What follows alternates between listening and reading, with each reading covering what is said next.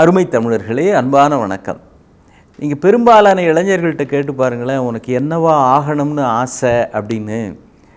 எல்லாருக்குமே ஒரு ஆசை இருந்திருக்கும். என்ன தெரியுங்களா? சினிமாவில் கதாநாயகன் ஆகணும் அப்படின்னு. அதுவும் சாதாரணம் இல்லை. விஜய் மாதிரி, அஜித் மாதிரி, ரஜினி மாதிரி, சார் ஒரு சினிமாவில் ஒரு ஆக்டர் ஹீரோ ஆகணும்னு எனக்கு ரொம்ப நாளாக ஆசை சார் அப்படின்னு எல்லாருக்குமே உள்ளுக்குள்ளே ஒரு எண்ணம் இருக்கும். திரைப்படத்தில் நடிக்கணும் அப்படின்ற விருப்பம், அது அந்த கலைக்கு இருக்கிற ஈர்ப்பு, அது தருகிற பிரபலத்துவம், புகழ், இப்படி பல காரணங்களை சொல்லலாம். ஆனால் நம்முடைய இளைஞர்கள் இப்படி ஆசைப்படுறாங்களே, ஒரு விஷயத்தை மனசில் வச்சுக்கணும். அந்த துறையில் இருக்கிறவர்கள் நாம் அப்படி ஆகணும், விஜய் மாதிரி வரணும், அஜித் மாதிரி வரணும்னு விஜயோ அஜித்தோ நினைக்கல. இப்போ நாம் ஒரு சூப்பர் ஸ்டார் ரஜினிகாந்த் வரணும் அப்படின்னா தானாக வரணும்னு தான் நினச்சாரே தவிர, நான் அவர் மாதிரி வரணும், இவர் மாதிரி வரணும்னு இன்னொருவரை வைத்து கொண்டு வரவில்லை. தன்னுடைய தனித்தன்மை என்ன, தன்னுடைய சிறப்பு அம்சங்கள் என்ன, அதை முதல்ல அனலைஸ் பண்ண கற்றுக்கணும். கல்லூரியில் பொதுவாக பிரபலமான ஒரு வாசகம் ஒன்று உண்டு. மேதகு டாக்டர் அப்துல் கலாம் சொன்ன அந்த வாசகம், கனவு காணுங்கள் அப்படின்னு. கனவு காண்பது அப்படின்னா தூங்கிட்டு இருப்போ காண்பது அல்ல கனவு. நம்மை முற்றிலுமாக மறந்து அந்த காட்சியில் அப்படியே ஒன்றி போகிறோமே, அதைத்தான் கனவு காண்பது அப்படின்றது மூலமாக அவர் சொல்லுகிறார். நம்ம தூங்குறப்ப கனவு காண்றோம், நாம் கனவு காண்றோம்ன்ற உணர்வு நமக்கு இருக்குமா? அப்போ இருக்காது.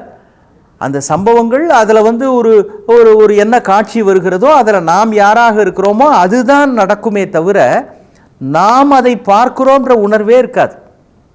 இப்போ ஒருத்தர் சைக்கிள் ஓட்டிக்கிட்டே போகிறாரு, எதிர்த்தாப்பில் ஒரு பஸ்ஸு வருது, கிட்டக்க வரா மாதிரி வந்து அப்படி டக்குன்னு ஒரு சைக்கிளை தள்ளிடுறார். சைக்கிளை அப்படி வளைச்சிடுறார். கீழே பார்த்தா கட்டிலேருந்து கீழே ஊந்து கிடக்கிறார். இப்போ அந்த பஸ்ஸு கிட்டக்க வர வரைக்கும் கனவு, கிட்டக்க வருது சைக்கிளை இப்படி வளைப்போன்னு இப்படி வளைக்கிறாரே அதுவும் கனவு தான்.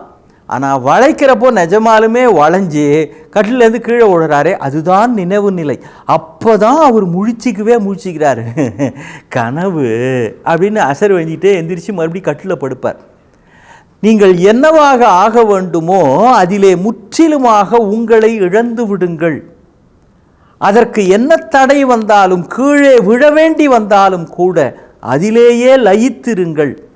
அப்பொழுது தானாகவே அதை அடைவீர்கள் அப்படின்றது தான் அப்துல் கலாம் ஐயா சொல்லி தருகிற அந்த ரகசியமான பாடம், வாழ்வின் வேதம் அப்படி சொல்லலாம், வெற்றியின் வேதம்.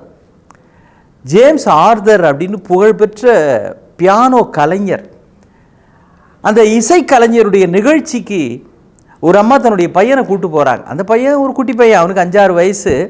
அவனுக்கு பியானோ வாசிக்கிறதுல ஆசை உண்டு. அப்போ தான் கற்றுக்கிட்டு இருக்கிறான். சும்மா வீட்டில் அம்மா ஒரு பியானோ வாங்கி கொடுத்தாங்க, அப்படி டிங் டிங் டங் டங்னு அவன் பாட்டுக்கு வாசிக்கிட்டு கிடக்கிறான். முழுக்க பயிற்சி வராத குட்டி பருவம். அங்கே அழிச்சிட்டு போகிறான். பக்கத்தில் அந்த அரங்கத்தில் உட்காந்துருக்குறாங்க. நிகழ்ச்சி தொடங்க இன்னும் ஒரு 10 நிமிஷம் இருக்குது. அங்கே மேடையில் ஜேம்ஸ் ஆர்தர் வாசிப்பதற்கான அந்த பியானோ கருவியையும் கொண்டு வந்து வைத்திருக்கிறார்கள். இந்த பக்கம் பையன் இருக்கிறான், இந்த பக்கம் அந்த அம்மாவோட தோழி. அங்கே தான் சந்திக்கிறாங்க, பேசிக்கிட்டு இருக்கிறாங்க. அப்பா நிகழ்ச்சி பார்ப்பதற்கான தொடங்குவதற்கான அந்த மணி ஒலிக்கிறது. மணி ஒலித்தவுடன் திரும்பி இதை பார்ப்பா ப்ரோக்ராம் ஆரம்பிக்க போகுது அப்படின்னு சொல்கிறதுக்காக திரும்புகிறாங்க. அந்த பையனை காணும். ஏன்னா இது ப்ரோக்ராம் ஆரம்பிக்கும் நேரத்தில் குட்டி பையன் எங்கே போனான் அப்படின்னு தேடுறாங்க. ஸ்டேஜில் திரை விலகி விட்டது. இப்பொழுது மேடையில் அந்த பியானோவில் இருந்து ஒலி புறப்பட்டு விட்டது. யாரோ வாசிக்கிறாங்க. என்ன வாசிக்கிறாங்கன்னு பார்த்தா, ட்விங்கிள் ட்விங்கிள் லிட்டில் ஸ்டார் அப்படின்னு ஒரு புகழ்பெற்ற ரைம் இருக்கு. இந்த பாடலை இந்த குட்டி பையன் அங்கே உட்காந்து வாசிச்சுட்டு இருக்கிறான். எங்க ஜேம்ஸ் ஆர்தர் வாசிக்கிற புகழ்பெற்ற அந்த இசை அரங்கத்தில் நிகழ்ச்சிக்காக இந்த குட்டி பையன் எப்படியோ எந்திரிச்சு போய் ஸ்டேஜில் உட்காந்து இளங்கன்று பயமறியாதும்பாங்களே அது மாதிரி இவன் வாசிச்சுட்டு இருக்கிறான். இந்த அம்மா பதறி போயிட்டாங்க. என்னடா இது, ப்ரோக்ராம் பார்க்கலான்னு வந்தால் இவன் உள்ள பூந்து. அரங்கத்தில் எல்லாரும் சிரிக்கிறாங்க. இப்போ தொடங்குவதற்கான நேரம் வந்தவுடனே ஜேம்ஸ் ஆர்தர் உள்ளே வரார். அவர் எப்பேற்பட்ட மாமனிதர்கள்லாம் இப்படி தான் இருப்பாங்க. அவர் வந்தார். இந்த குட்டி பையன் பின்னால் நின்றுக்கிட்டு இப்படி இடது கை பக்கமாக இவருடைய இடது கை, வலது கை பக்கமாக இவருடைய வலது கை, இந்த பையனுக்கு பின்னால் நின்றுக்கிட்டு அவன் கையை பிடிச்சிக்கிட்டு இவரும் ட்விங்கிள் ட்விங்கிள் லிட்டில் ஸ்டார் அப்படின்னு அவனோட சேர்ந்து பாடிக்கொண்டே வாசிக்கிறார். குட்டி பையன் பயந்துட்டான். திடீர்னு பின்னால் ஒரு அங்கிள், அவன் பார்த்ததில்லை இது வரைக்கும், ஒரு அங்கிள் வந்து நின்று வாசிக்கிறாரே அப்படின்னு எழுந்திரிச்சான். இவர் சொன்னார், விடாத வாசி, விடாத வாசி. இவன் மறுபடியும் ட்விங்கிள் ட்விங்கிள், வாசி, நானே வந்தாலும் வாசி, யார் தடுத்தாலும் நிறுத்தாத வாசி, தொடர்ந்து வாசி, நீ ஒரு நாளைக்கு ஜேம்ஸ் ஆர்தர் ஆகலாம் அப்படின்னு அந்த பையனுக்கு இவர் மென்மையாக சொன்னது அந்த மேடையில் இருந்து ஒலிபெருக்கியிலே கேட்க அரங்கமே எழுந்து நின்று அவர் வாசிக்க போகிற இசையை விட இவர் வார்த்தைகளினுடைய இசை, அந்த சொல்லிலே இருந்த மென்மை, அது இசை மாதிரி அரங்கம் முழுவதும் ஒலித்தது. ஆம், வாழ்க்கையில் என்ன தடைகள் வந்தாலும், யார் தடுத்தாலும், நீங்கள் வாசிக்க வேண்டிய லட்சியம் என்பதை நோக்கி விடாமல் வாசியுங்கள்.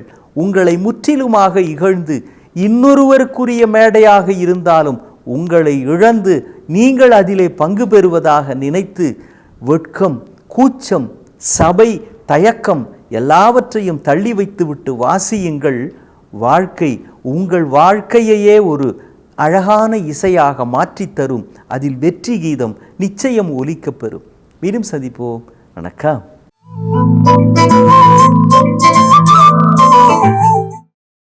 இன்னும் பல வீடியோக்களை காண சன் லைஃப் சேனலை சப்ஸ்கிரைப் பண்ணுங்க.